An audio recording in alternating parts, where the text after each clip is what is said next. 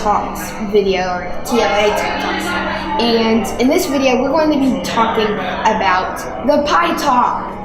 The Pi Top is probably a unique of its kind, and it's probably a new era of computing because it's a build your own laptop. Pi Top is a company, and they, sell these laptop kits, and you get to build them.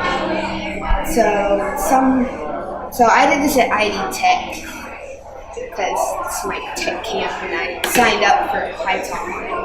But yeah, to build your own laptop, you get to build all of this, stuff like that. However, I will say now that I did make a few modifications, which I'll cover a little later in the video. But this laptop uses a Raspberry Pi, which is this board right here, as the brain. So you can see here, this board right here is a computer. Now when I say Raspberry Pi, I don't mean like you eat Raspberry Pi. It's a circuit board called Raspberry Pi, and it's not spelled P-I-E, it's spelled P-I. So Raspberry Pi, this right here is called the hub. This controls things like battery charging, except the battery charger is mainly down here. But this controls like power delivery, things like that. And it also, under this heatsink, which is a modification I made, it converts the HDMI signal, which is from the Raspberry Pi, that's its video signal, into the screen kind of thing. So you can see this wire here goes up into this screen and provides the video. It also has the expansion plug, which I have a speaker attached to. However, my modifications are this heatsink and this bigger heatsink here, and then this fan I also added because it was getting a little toasty, because when this acrylic here is on, if I slide it on here, it's got pretty much no ventilation except for a tiny little hole here that run your USB cables and things in. So next I'm going to cover what the specs of the laptop are. So the display is an HD 13.3 inch anti-glare screen with EDP interface, 1920 by 1080 resolution. The Raspberry Pi 3. So this is the Raspberry Pi 3 Model B. It has a 1.2 gigahertz quad-core ARM Cortex A553P processor. The Raspberry Pi does. This is just the specs of the Raspberry Pi. It has 4 USB ports over here. It has 40 GPIO pins, so that's basic input, output. You can't see them, but if you see this big black connector here with all these cables coming out back there, the pins are under there. So these go over here, they interact with the speaker and send signals to the speaker, of course. It has an HDMI port, which is right here, which has a cable that comes down here and loops over into the hub to that chip I was talking about. It has an Ethernet port, which you don't really need because it has wireless on it. But the Ethernet port, if you want to go that way, which is why there's a hole here, you could run an Ethernet cord in, or the USB cord. It has 802.11 BGN wireless lane. So on here it has some wireless. And Bluetooth 4.1, so it has Bluetooth. It's actually pretty good if you think about it. A 3.5 millimeter audio jack, which is right here. A camera interface, so I believe this right here is the camera. Oh no, this is the display. This is the camera. This is the display interface. Micro SD card slot. You can't see it because the fan's there, but there's an SD card right there, which is 8 gigabytes, and then it has VideoCore i5 3D graphics core, which is under this heatsink. So the CPU and the graphics are both in a chip called the System on a Chip, which is under here, under this heatsink I made. Oh, I didn't make, but I came up with.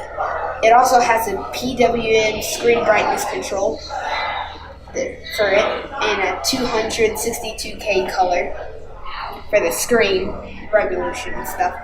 The chassis, it has a 12-hour battery life, so you can't see it, but if I tilt it like this, you can see this big metal thing here. That's not for stiffness. There's actually the battery controller under that metal, and then 1, 2, 3, and 4 batteries under that. It has 2-wire SUMBUS version 2.0 interface, a programmable keyboard and trackpad. So it has a trackpad on the case and this really nice keyboard. I mean, it's actually really nice because you can be typing here and then moving here instead of having it like this. So I think it's a pretty good keyboard.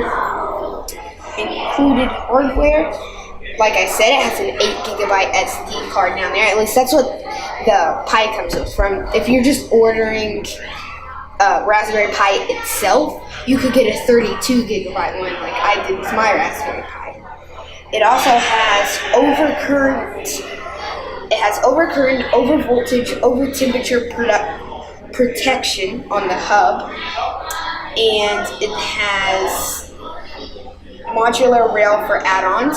So the speaker, you could add more stuff here. It has a new Pi Top Pulse, which is kind of like a screen. You could put a bunch of things off this expansion bus. I believe it's like 4 speakers or something. Then it also has, the Pi Top will also come with internal cables like the HDMI, the power. There's a USB that comes from here and plugs into the Raspberry Pi to give it power. And of course the power supply, which is on the hub here.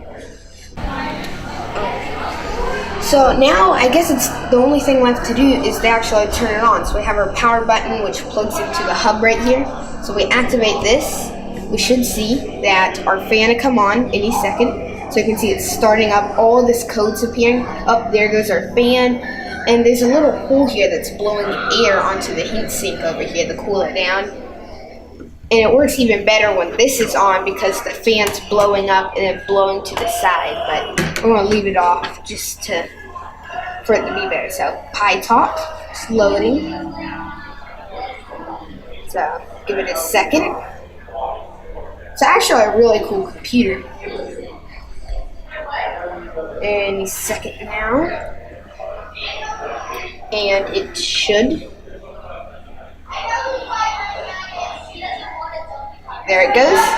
It came on. So now we can see our software here, at least half of it. I'll show you the other half in a second. So you can see we have all our kind of like icons and apps here.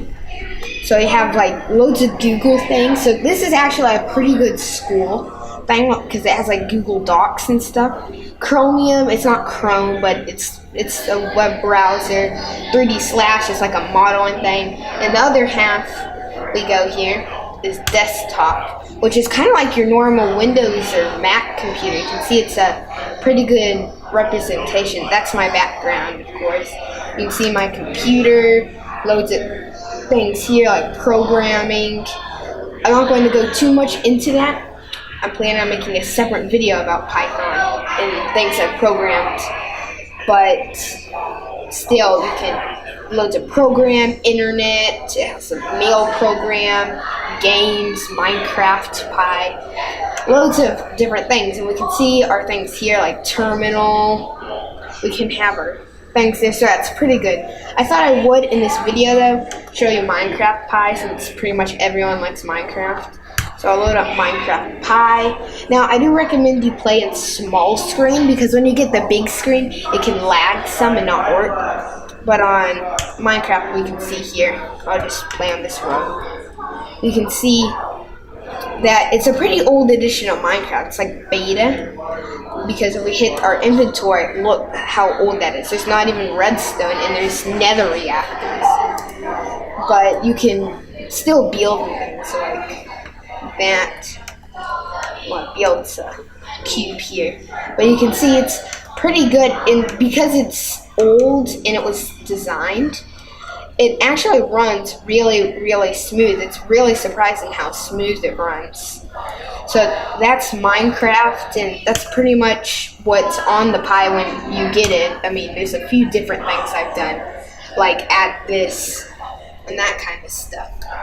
So now it's time to shut it down, might as well show you the shutdown. So you might think hit the power button, but that's like your normal computer. You don't want to do that. You want to turn it off so it saves everything. So shut down, we have log out, reboot, and shut down. So just go ahead and shut it down. You'll see it does a little bit more code. And yeah, it's now shut off. Our fan's slowing down.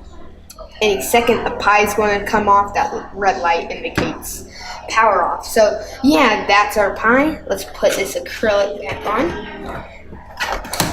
And thanks for watching.